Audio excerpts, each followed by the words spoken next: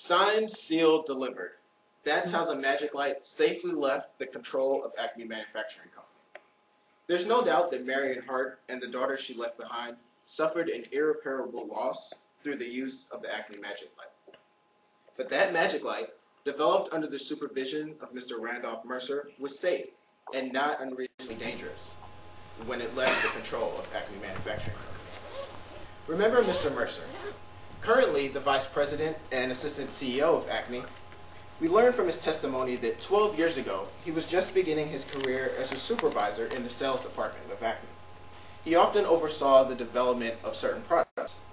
And 12 years ago, one of those products became very near and dear to his heart, the cool little gadget known as the Magic Light. Mr. Mercer staked his whole career on it. After 3 years of designing, testing, and developing, the Magic Light was ready to hit the market. And Mr. Mercer, believing strongly in this product, played a major role in ensuring its safety and success. Remember Mr. Mercer's testimony about the manufacturing process. The Magic Light, purchased at Flint's hardware store by the plaintiff, was assembled on site at Acme Manufacturing Company and then tested, signed off. The plaintiff's Magic Light and detailed instructions were then placed in a box. Acme then closed that box, sealed. A quality control inspector then checked the plaintiff's Magic Light and signed off on its safety, signed once again. The plaintiff's Magic Light, in its box, was then wrapped in cellophane and sealed, sealed once again, before being delivered from the control of Acme Manufacturing to the control of Flint's hardware store and Mr. Charles White. Remember Mr. White. As the manager of Flint Hardware, he told us that he knew that Mrs. Hart should read the instructions before using the Magic Light. He also told us that he received and read the letter that Acme Manufacturing sent him, instructing him not to resell any Magic Lights that had previously been opened. Yet, questions still remain. We know the plaintiff purchased the Magic Light from Flint's Hardware, but whose idea was it? And more importantly, why does this matter? Now, Mr. White told us that the lighter was all the plaintiff's idea. He didn't recommend it or anything. But the plaintiff tells a different story. The daughter of Mrs. Hart told us that Mr. White did in fact suggest the Magic Light. And rather than allow her to pick up and choose what she wanted, Mr. White selected one particular box, an unsealed box, and then proceeded to do some sealing and concealing of his own, clearly hoping to disguise the fact that that particular box was no longer sealed, the way it was when it left the control of Acme Manufacturing Company. This further raises the question, what was the motive for the discount? Mr. White told us that he was just being nice. Hey, she was celebrating her birthday, why not? But ladies and gentlemen, we're all consumers. By reducing the price of the unsealed Magic Light, Mr. White increased his chances of making the sale. Apparently, $3.50 is worth risking somebody else's life. A life tragically lost, but not as a result of poor design or improper instructions. Acme signed, sealed, and delivered that safe Magic Light to Flint's hardware store. Remember the testimony of Dr. Martin Swan. As an expert in the performance safety of products, Dr. Swan performed numerous tests, showing that when used properly, the Magic Light was designed safely and is not unreasonably dangerous. Further emphasizing the importance of the instructions, and further demonstrating why Acme and Mr. Mercer went through great lengths to make sure that each Magic Light left the control of Acme Manufacturing as a safe, cool little gadget ready for use. Mr. Mercer signed off on the plaintiff's Magic Light. His success and current position at Acme depended and was greatly attributed to the development of this cool little gadget. The product testers signed off on the plaintiff's Magic Light. The quality control inspectors signed off on the plaintiff's Magic Light. Dr. Martin Swan signed off on the plaintiff's Magic Light. The plaintiff's Magic Light was sealed in a box. The plaintiff's Magic Light was sealed in cellophane.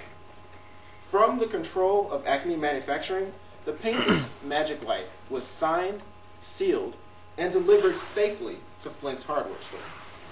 It is there where the seal was broken. And despite Acme's letter to Mr. White, the plaintiff's magic light, once a safe, cool little gadget, was made deadly by Mr. White's actions. Ladies and gentlemen, for these reasons, Acme asks that you find them not liable for the death of Mrs. Marion Hart, as the magic light was safe and not unreasonably dangerous when it left the control of Acme Manufacturing Company. Okay, I like your opinion, and I thought you worked it well during your argument. Also, important is the nod to the tragic loss. That's good, you did that twice. However, it doesn't matter how small you make your notes, if you read from them, it's still annoying. And because you weren't looking at them, they weren't looking at you. I looked over at the jury, and 2 of them were yawning, 2 of them were looking down, because you're not talking to them, you're reading your notes. What you want to memorize is not words. You memorize concepts, and then you talk about them. If you can't memorize them, put the concept list up on the board. Put your theme across the top and put the subpoints underneath, and ditch those cards, because whether it's a big tablet or it's the little cards, you're still reading them. The other thing is you dance around a lot. You look like a sailor on the deck of a rolling ship. And that's going to make poor Jordan in an awful face. Because, you know, you're rocking back and forth, and you take 1 step forward and then 1 step back.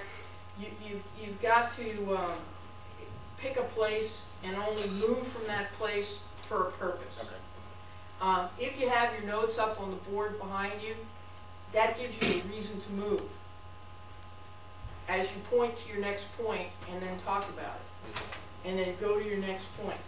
Now, one of the techniques that the defense can use, because the defense only gets to talk once and the plaintiff prosecutor gets to talk twice, is, and I thought you were going to do it when you said, there are questions that still remain.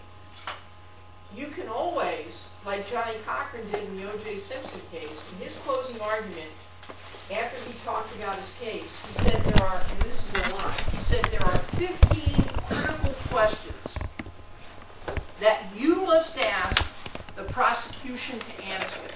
And what that does is it hog-ties the prosecution's rebuttal, because they either don't answer them, and then the jury goes back there and says, I guess they couldn't.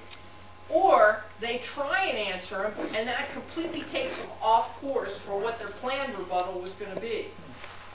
Their rebuttal is entirely dictated by the defense. So, for instance, in this case, one of the things you could have done is said, here's a question that you can ask the plaintiff to answer, and if you can't answer it, then you can't fine for the plaintiff, and that is, how do you sell 5,000 lighters without a single injury and the product be defectively designed? Unreasonably dangerous as a lighter. How could that be true and no one else be injured? Have the plaintiff answer that question for you. And then, even if the plaintiff stands up and says, well, there was one complaint, the numbers stand in their way. Okay, good. All right, let's have David and Andrew. Handle it.